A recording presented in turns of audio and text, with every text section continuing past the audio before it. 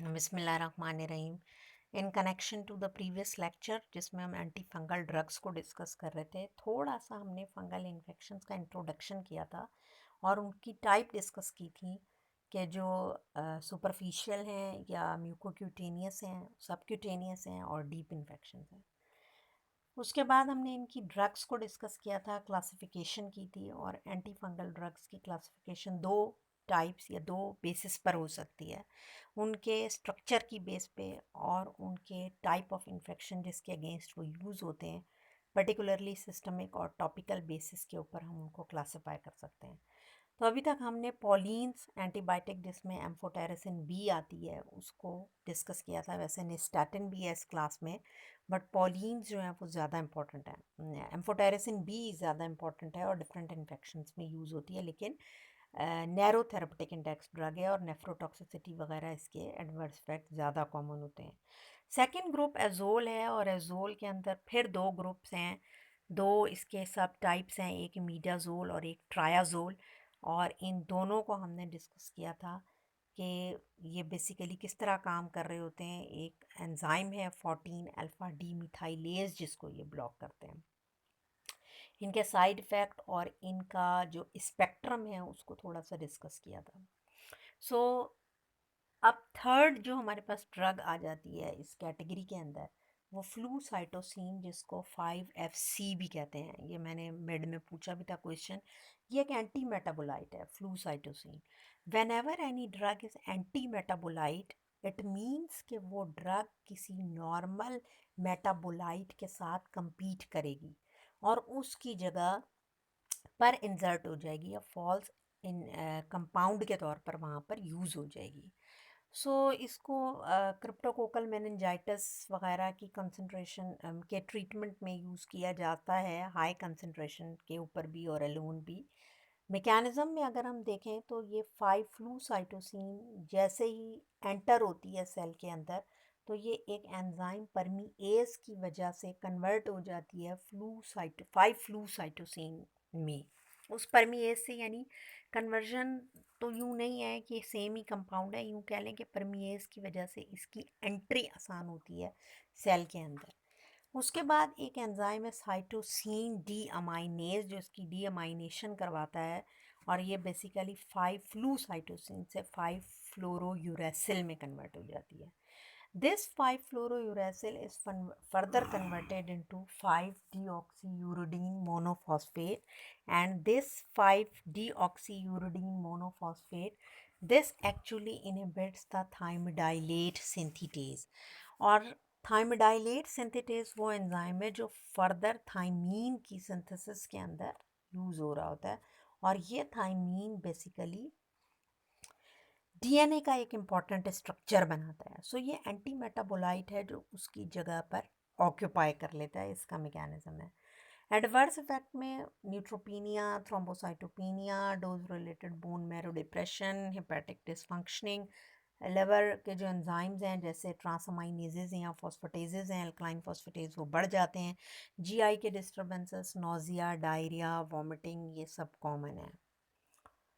उसके बाद fourth drug आ गई हमारे पास टर्बीनाफीन, और टर्बीनाफीन एक और एंजाइम को ब्लॉक करती है जो अगेन एर्गोस्टेरोल की सिंथेसिस को सेल मेम्ब्रेन और फंगल सेल में ब्लॉक करती है, and that is squalene इपॉक्सीडेज।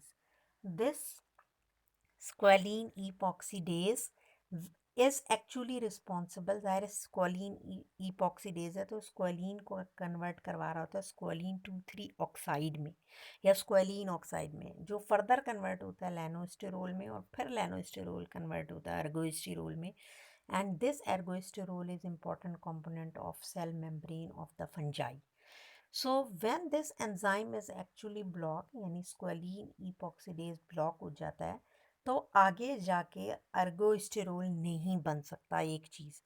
Further squalane की भी यहाँ पर एक्यूमुलेशन होती रहती है जो कि इट सेल्फ टॉक्सिक है। So this drug which is terbinafine is actually responsible to block the enzyme squalene epoxidase. ये इसका मैकेनिज्म ऑफ एक्शन है। और इसका ये स्पेक्ट्रम है, ट्रैकोफाइटोन, कैंडिडा, एपिडर्मोफाइटोन। एडवर्स इफेक्ट में अगेन जो जीआईटी के एडवर्स इफेक्ट हैं, इसके अलावा हेडेक, ख़ास तौर पर टेस्ट और विजुअल डिस्टरबेंसेस वगैरह इससे कॉमन होती हैं, और जो लिवर एंजाइम ट्रांसमाइनेजेस वगैरह वो भी इंक्रीज हो सकते हैं। Now the next drug as antifungal is griseofulvin. Griseofulvin topical और ओरल दोनों एडमिनिस्ट्रेशंस में अवेलेबल है और पुअरली एब्जॉर्ब्ड होती है जीआईटी से, जिसकी वजह से ये ओरली अवेलेबल नहीं है। मैकेनिज्म ऑफ एक्शन की अगर हम बात करें तो ये माइटोटिक स्पिंडल को डिसरप्ट करती है और फंगल माइटोसिस को इनहिबिट करती है, यानी फंजाई के अंदर जो माइटोसिस या डिवीजन का प्रोसेस है ये बेसिकली उसको ब्लॉक कर देती है। इसके अलावा इसको यूज़ किया जा सकता है ओनाइकोमाइकोसिस में और डर्मेटोफाइटोसिस स्काल्प और हेयर के लिए। फंगी स्टैटिक है, इसका ड्यूरेशन जो है वो 6 से 12 मंथ्स तक चला जाता है, लॉन्ग ड्यूरेशन है। And duration of therapy is dependent on rate of replacement of healthy skin and nail, क्योंकि टॉपिकल यूज़ हो रही होती है तो कॉन्सेंट्रेट हो जाती है इन टिश्यूज़ में, जैसे स्किन है, हेयर है, नेल है या एडिपोज टिश्यूज़ हैं, और यहीं पर ये इफ़ेक्टिव भी है। हेपेटिक एंजाइम जो कि साइटोक्रोम P450 है, ये उसको बेसिकली इंड्यूस कराती है। एंड रिमेंबर कि कोई ड्रग जब भी हेपेटिक एंजाइम्स को इंड्यूस करती है तो इसका मतलब वो उसके साथ जो बाकी की ड्रग्स हैं उनके मेटाबॉलिज्म को इंक्रीज़ कर सकती है। ख़ास तौर पर एंटीकोगुलेंट्स वगैरह जो हैं उनको इंक्रीज़ कर सकती है, जिसकी वजह से उनका प्रॉब्लम आ सकता है कि उनका अगर मेटाबॉलिज्म बढ़ जाएगा तो उनकी डोज को कम कर सकती है। कॉन्ट्राइंडिकेटेड है प्रेगनेंसी में और पोरफायरिया के जो पेशेंट्स होते हैं वहाँ पर भी। अच्छा, ये एक बच्चों चार्ट मिला था मुझे जिसमें इन्होंने दिखाया हुआ है कि जो डिफरेंट ड्रग्स हैं, फॉर एग्जांपल पॉलीन है या एजोल हैं, इन सब का आगे फर्दर क्या मैकेनिज़्म ऑफ एक्शन है और इनकी रेजिस्टेंस की क्या मैकेनिज़्म है फर्दर, वहाँ पर क्या प्रॉब्लम आती है, जैसे ई फ्लक्स है या किसी एंजाइम के अंदर मॉडिफिकेशन आ जाती है, स्टेरोल के अंदर आ जाती है, किन किन रूट से इनको दिया जाता है और क्लिनिकल यूजेस इनके क्या क्या हैं। तो फॉर एग्जांपल इनका स्पेक्ट्रम क्या है, कैंडिडा है, क्रिप्टोकोकस है, डायमॉर्फिक फंजाई है। सो इस टेबल को भी आप लोग गो थ्रू कर लें, इसकी ये सोर्स भी लिखी हुई है, ये शारिस मेडिकल माइक्रोबायोलॉजी से ली गई है। तो ये एक चार्ट है जिसके अंदर उसकी कुछ जो प्रॉपर्टीज़ हैं सारी की सारी एंटी फंगल ड्रग्स की, वो एक साथ यहाँ पर कंबाइन है। So I hope this will help you to understand this topic. So please go through it, and if there is any question you may ask me anytime. Take care बच्चों. अल्लाह हाफिज़.